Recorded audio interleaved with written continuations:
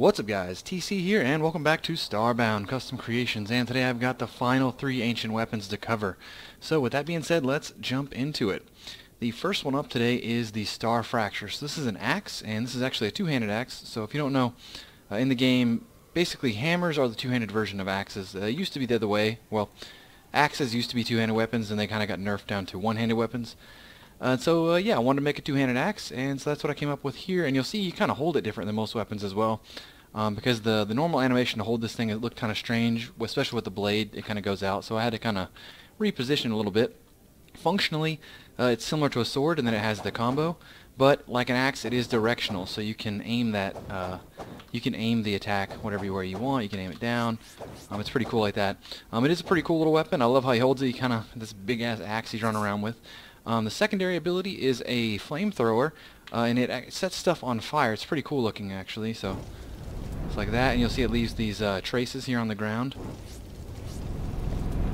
It's not incredibly strong. Well, actually, it kind of is strong. But yeah, it's pretty useful. Let's kill a pop top with it real quick. So there you go. Just sets them on fire.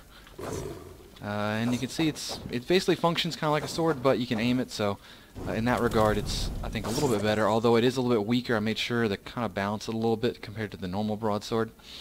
So up next, you guys were asking for another skill, because a couple episodes back I did some skills, so I went ahead and made one for the Ancients, and so I came up with one called the Ethereal Wave. As you can see, it's a skill you shoot out of your hand, and this one's pretty cool actually. It's kind of fitting for the Ancients. So it's a basically an echolocation type thing. It's a radar, so you pulse it and you'll see it kind of pulsates through the ground. So it can show you stuff in the ground, but it can also highlight monsters. So if you watched my old episode with the scan droid, you would notice this is a very similar ability. So we spawn in a pop top down there, and there you can see it actually highlights anything it touches.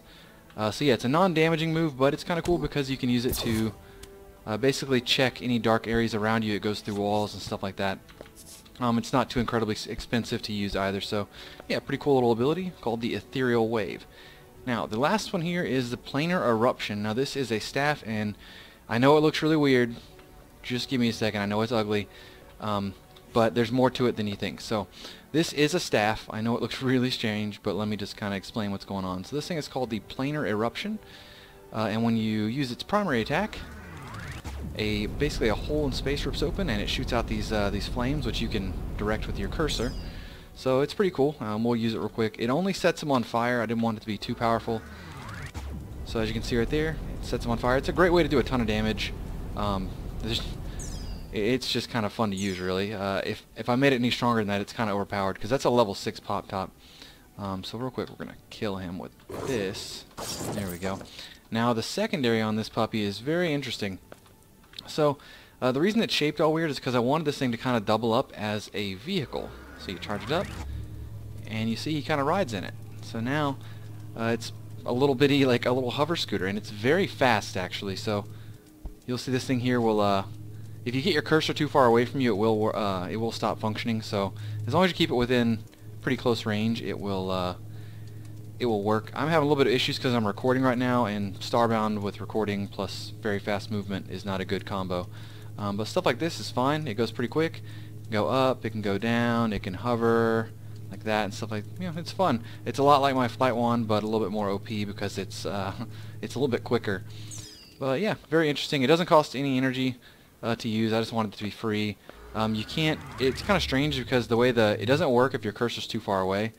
So you'll notice like it has to be kind of close to the player and then it'll work. And because it's spawning a projectile at the cursor, you can't like if you get it too far from you like that, it'll just drop you out of the air. And if it kind of goes into a material, so like this, it actually turns off. So you can't really, you got to be careful kind of using it in caves like that. It'll disable it from working.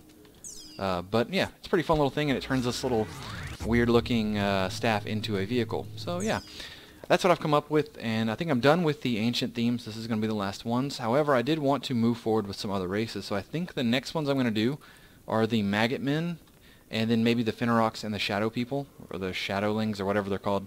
I don't know, but I'm kind of excited. I've got a lot of good ideas. So anyways, you guys let me know what you think. If you have any ideas for the other races, let me know in the comments section below. But that's going to be it for today. I hope you guys enjoyed it. Please rate, like, comment, subscribe, and I'll talk to y'all later.